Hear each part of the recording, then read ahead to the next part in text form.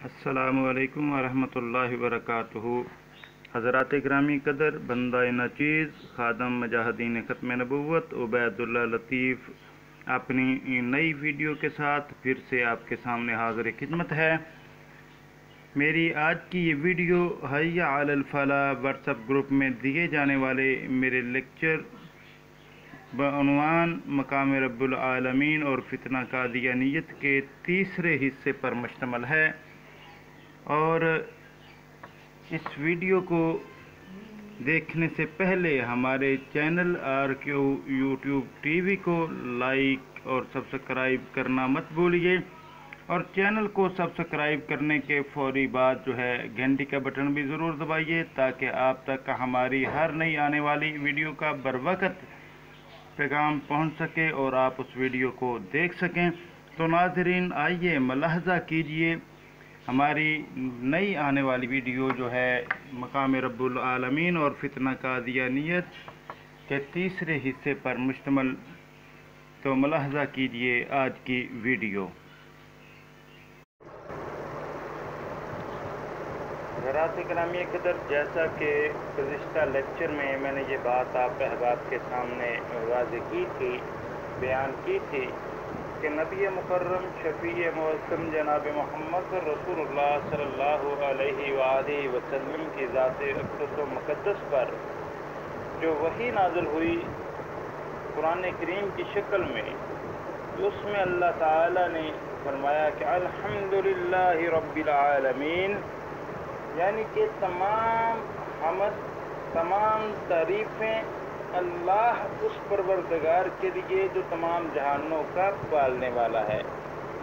یعنی نبی اکرم صلی اللہ علیہ وآلہ وسلم پر وحی نازل ہو تو وہ حمد بیان کرے زمین سے اللہ رب العزت کی، اور مرزا صاحب اس بات کا اس کے برعکس دعویٰ کریں کہ ان پر جو وحی نازل ہوئی ہے اس کے الفاظ یہ ہیں کہ یحمدک اللہ من عرشہ، کہ اللہ تعالیٰ تمہاری عرش پر تعریف کرتا ہے۔ تو ناظرین، یہیں پہ بس یہ بات میں نے اپنی طرف سے نہیں کی، بلکہ یہ روحانی خزائن کی جلد 17 ہے، اور کتاب کا نام 40 نمبر 2 ہے، رسالے کا نام، اور اس کے اندر اپنے الہامات کا ذکر کیا ہے مرزا صاحب نے، اور یہ الہام پیش کیا کہ اللہ تعالیٰ نے اسے فرمایا ہے یحمدک اللہ من عرشہ نحمدک ونصلی، کہ اللہ تعالیٰ عرش پر تیری تعریف کرتا ہے، نحمدک، ہم تیری حمد بیان کرتے ہیں، ونصلی، اور تجھ پر درود بھیجتے ہیں۔ پورے قرآن کریم میں حمد کا لفظ صرف اللہ رب العزت کے لیے مخصوص، لیکن مرزا صاحب کہتے ہیں نہیں، بلکہ اللہ نے اسے مخاطب کر کے فرمایا یحمدک اللہ من عرشہ نحمدک ونصلی، کہ اللہ عرش پر تیری تعریف بیان کرتا ہے، ہم تیری تعریف بھی بیان کرتے ہیں، حمد بھی بیان کرتے ہیں، اور تجھ پر درود بھی بھیجتے ہیں۔ یہ کتنا بڑا فیصلہ خود کیجئے قادیانی حضرات۔ مرزا صاحب کے پیروکاروں سے میری درخواست ہے کہ وہ خود فیصلہ کریں کہ افضلیت کس کی ثابت ہوتی ہے۔ پھر کہتے ہیں کہ نہیں جناب، مرزا صاحب تو نبی صلی اللہ علیہ وسلم کے عاشق صادق تھے، ان کی اطاعت میں ان کو نبوت ملی، جناب ان کے مخدوم تھے، ایسی باتیں کرتے ہیں۔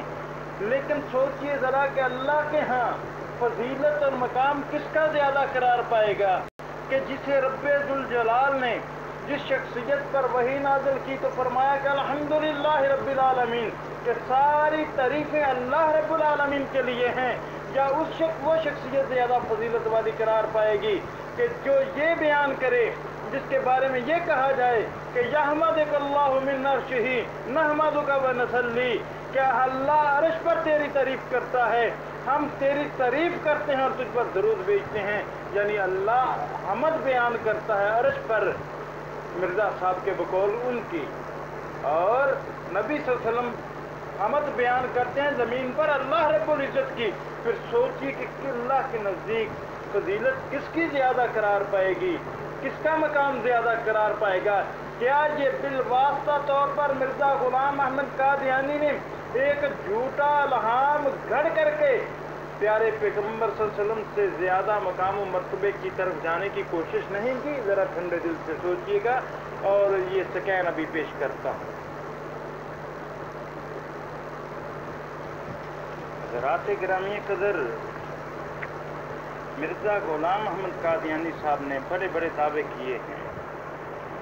آئیے، مرزا غلام احمد قادیانی نے یہ بھی دعویٰ کیا، دیکھیے اللہ تعالیٰ قرآن کریم میں فرماتا ہے کہ هو الذی یحیی ویمیت فاذا قضى امرا فانما یقول له کن فیکون، کہ وہی ہے جو زندہ کرتا ہے اور مارتا ہے، اور پھر جب وہ کسی کام کا کرنا مقرر کرتا ہے تو اسے صرف یہ کہتا ہے کہ ہو جا، بس وہ ہو جاتا ہے۔ یعنی اللہ تعالیٰ قرآن کریم میں سورہ مومن میں فرما رہے ہیں هو الذی یحیی ویمیت فاذا قضى امرا فانما یقول له کن فیکون، کہ وہی ہے جو زندہ کرتا ہے اور مارتا ہے، اور پھر جب وہ کسی کام کا کرنا مقرر کرتا ہے تو اسے صرف یہ کہتا ہے کہ کن ہو جا فیکون، بس وہ ہو جاتا ہے۔ یعنی زندگی اور موت کا مالک اور کن فیکون کی صفت کا مالک صرف اللہ تعالیٰ ہے۔ اس کے برعکس مرزا غلام احمد قادیانی صاحب اپنی کتاب میں لکھتے ہیں، خطبہ الحامیہ میں صفحہ نمبر 55-56 پر، روحانی خزائن جلد 16 ہے، اور اس کا بھی صفحہ نمبر 55 اور 56 ہے۔ اس میں مرزا صاحب یہ دعویٰ کرتے ہیں، لکھتے ہیں واضح لفظوں میں کہ وَأُوتِيتُ صِفَةَ الْإِفْنَاءِ وَالْإِحْيَاءِ مِنَ رَبِّ الْفَعَالِ، کہ اور مجھ کو زندہ کرنے کی اور فانی کرنے کی اور زندہ کرنے کی صفت دی گئی ہے، اور یہ صفت خدا تعالیٰ کی طرف سے مجھ کو ملی ہے۔ یعنی زندگی اور موت کا مالک مرزا غلام احمد قادیانی کہتا ہے مجھے زندہ کرنے اور مارنے کی بھی صفت عطا کی گئی ہے، جبکہ اللہ تعالیٰ کہتا ہے قرآن کریم میں کہ وہی اللہ ہے، جو صرف وہی ہے جو زندگی اور موت کا مالک ہے۔ لیکن مرزا کہتا ہے صرف اللہ ہی نہیں بلکہ اللہ نے مجھے بھی یہ صفت سونپی ہے، زندگی موت کا مالک میں بھی ہوں۔ اور عموماً مرزا صاحب کے پیروکار جب یہ چیز پیش کی جاتی ہے تو یہ کہتے ہیں کہ جناب اس سے مراد روحانی زندگی ہے، یہ جسمانی زندگی موت وہ نہیں، یہ روحانی باتیں ہیں، روحانی زندگی کی بات کی ہے مرزا صاحب نے۔ جبکہ اس کے برعکس میں یہ حوالہ پیش کرتا ہوں حقیقت الوحی میں، روحانی خزائن جلد 22 میں مرزا غلام احمد قادیانی لکھتا ہے، نشان نمبر 104 کے تحت واضح طور پہ لکھتا ہے کہ ایک دفعہ میرا چھوٹا لڑکا مبارک احمد بیمار ہو گیا۔ لکھتا ہے 104 نمبر نشان کے تحت کہ ایک دفعہ میرا چھوٹا لڑکا مبارک احمد بیمار ہو گیا، گشی پر گشی پڑتی تھی اور میں اس کے قریب مکان میں دعا میں مشغول تھا، اور کئی عورتیں اس کے پاس بیٹھی تھیں کہ یک دفعہ ایک عورت نے پکار کر کہا اب بس کرو کیونکہ لڑکا فوت ہو گیا ہے۔ تب میں اس کے پاس آیا اور اس کے بدن پر ہاتھ رکھا اور خدا تعالیٰ کی طرف توجہ کی تو 2-3 منٹ کے بعد لڑکے کو سانس آنا شروع ہو گیا اور نبض بھی محسوس ہوئی اور لڑکا زندہ ہو گیا۔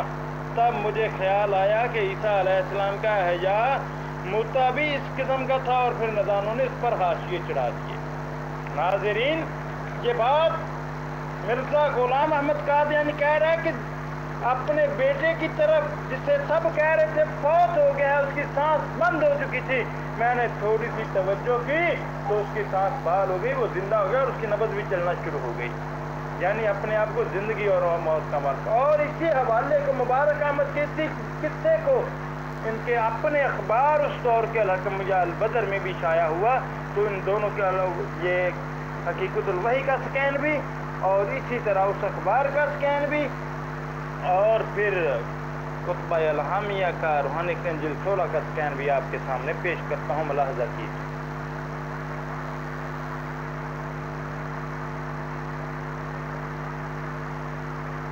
حضرات گرامی قدر، مرزا غلام احمد قادیانی نے صریح لفظوں میں، واضح لفظوں میں یہ اپنا رب ہونے کا بھی دعویٰ کیا، بلکہ اپنی کتاب البریہ روحانی خزائن جلد 13 صفحہ 85 پر اور रूहानी कंज़िल 13 सफ़ा 103 और किताबुल बुरिया सफ़ा 85, और इसी तरह आईना कमालात इस्लाम सफ़ा 564 रूहानी कंज़िल 5 पर लिखा कि मैंने कश्फ की हालत में देखा, मैंने अपने कश्फ में देखा कि मैं खुद खुदा हूँ और यकीन किया कि वही हूँ।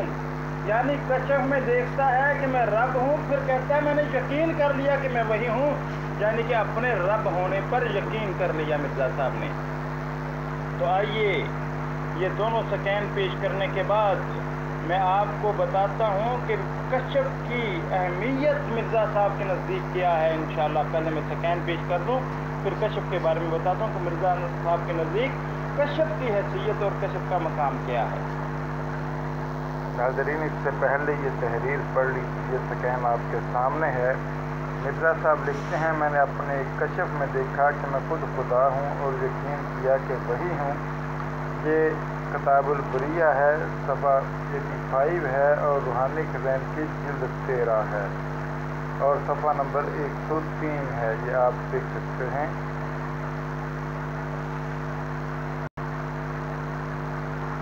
हज़रात गिरामी कदर, मिर्ज़ा ग़ुलाम अहमद कादियानी लिखता है अपनी किताब अज़ाला ओहाम में, रूहानी कंज़िल 3 है, सफ़ा नंबर 226 है।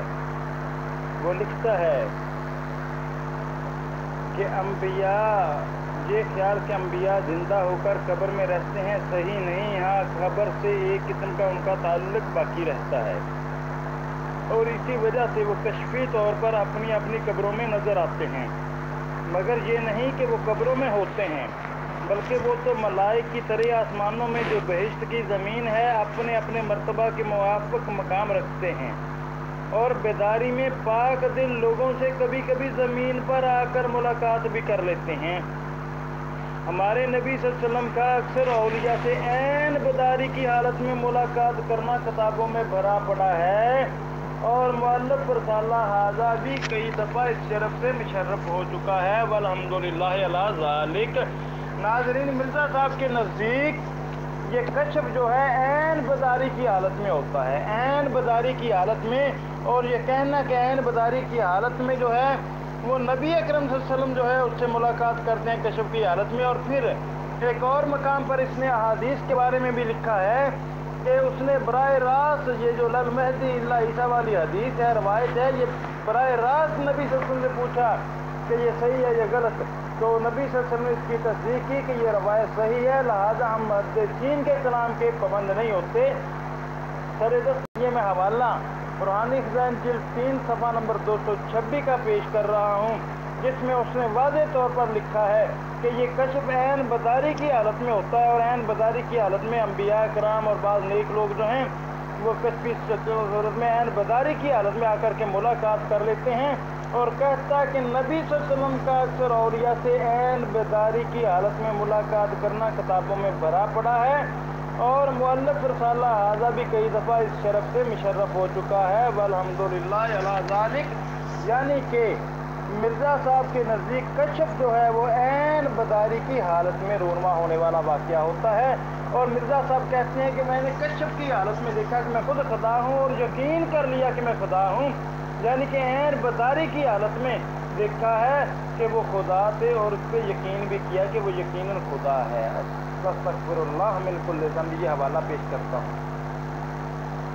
हज़रात गिरामी क़दर, अल्लाह ताला कुरान करीम में सूरत अल-अराफ में फरमाते हैं, अल्लाहु अकबर, वलिल्लाहिल अस्माउल हुस्ना फदूहु बिहा वज़रुल लज़ीना युल्हिदूना फी अस्माइहि सयुजज़ौना मा कानू यअमलून।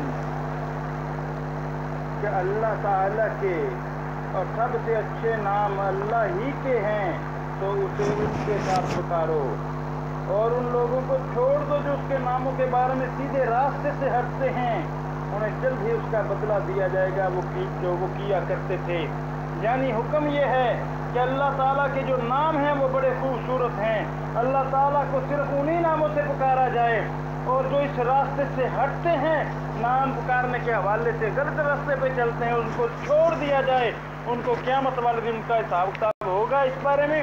तो आइए मिर्ज़ा ग़ुलाम अहमद कादियानी इसके बिल्कुल बरक्स अल्लाह ताला का एक नाम बताता है जिसका ना कुरान में जिक्र है, ना हदीस में जिक्र है, ना किसी लुगत की किताब में जिक्र है। तो मिर्ज़ा ग़ुलाम अहमद कादियानी अपनी किताब में लिखता है, तोहफ़ा गुलरबिया में सफ़ा नंबर रूहानी खज़ाइन जिल्द 17 सफ़ा नंबर 203 है कि इस मज़मून के लिखने के वक़्त खुदा ने मुझे मुखातब करके फरमाया कि यल्लाश खुदा का ही नाम है। ये एक नया लहमी लफ्ज़ है कि अब तक मैंने उसको इस सूरत पर कुरान और हदीस में नहीं पाया और ना किसी लुगत की किताब में देखा। उसके मानी मेरे पर ये खोले गए कि या ला शरीक, हज़रात इकरामी कदर, ला शरीक नाम है, जब उसके साथ या आ जाएगा तो जुमला तखातब बनेगा, इसम नहीं रहेगा। जबकि मिर्ज़ा ग़ुलाम अहमद कादियानी की सुल्तानुल कलमी का ये भी एक नादर नमूना है। वो ये लाश का मानी बता रहा है कि या ला शरीक, जो कि जुमला तखातब है, किसी को मुखातब करने के लिए बोला जाता है, इसम नहीं है। जबकि वो इसे इसम करार दे रहा है, अल्लाह ताला का नाम करार दे रहा है और साथ लिख रहा है कि ये एक नया लहामी लफ्ज़ है कि अब तक मैंने इसको इस सूरत पर ना कुरान में देखा है, ना हदीस में पाया है और ना ही किसी लुगत की किताब में देखा है। यानी ना लुगत की किताब में ये चीज़ मिलती है, ना कुरान में है, ना हदीस में है। और ये एक अपनी तरफ से नाम गढ़ा गया है ये लाश, और कहता है कि ये अल्लाह ताला का नाम है। जबकि अल्लाह ताला कुरान करीम में फरमाता है कि अल्लाह उसके तो अच्छे अच्छे खूबसूरत नाम हैं, उन्हीं नामों से पुकारा जाए। और जो इस रास्ते से हट जाते हैं, दूसरी तरफ चलते हैं, तो उनका ठिकाना, उनका जो बदला है अल्लाह ताला क़यामत वाले दिन देगा। हज़रात गिरामी की तरफ फिर आगे चलिए।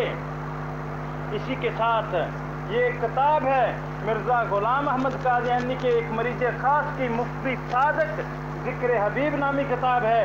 उसमें सफ़ा नंबर 229 और 30 पर लिखा है, लफ्ज़ कालू की तबीर के हवाले से लिखते हैं मुफ्ती सादक कि जब मैं लाहौर दफ्तर अकाउंटेंट जनरल में मुलाजिम था और मजंग में रहा करता था, उन अयाम में मैंने एक ख्वाब देखा कि एक शख्स जिसका कालू नाम है या हमारे जनान खाना में बेतकल्लफ अंदर आ गया और मेरी बीवी ने उससे पर्दा नहीं किया। ज़ाहिर है कि ऐसी हालत एक गयूर मर्द के वास्ते कहाँ तक काबिल बर्दाश्त है, जिसके घर में ख़ानदानी आदत सकन पर्दा कायम रखने की हो। इस वास्ते इस नज़ारा से मुझे ऐसा गुस्सा आया कि बसबब रंज के मैं काँप उठा और बेदार हो गया। इस ख्वाब के नज़ारा ने मुझे ऐसा मुतवहश कर दिया कि मुझे उस मकान से भी नफरत हो गई जिसमें वो ख्वाब देखा था, और मैंने इरादा किया कि उस मकान को छोड़ दूं क्योंकि वो किराया पर लिया हुआ था। जब मैंने अपनी बीवी से इसका जिक्र किया तो उसने मुझे मशवरा दिया कि ख्वाबों की तबीरें होती हैं, ज़ाहिर पर हमल नहीं हो सकता क्योंकि मकान बज़ाहिर हर तरह से आरामदेह है। इस वास्ते इतनी बात पर छोड़ देना मुनासिब नहीं।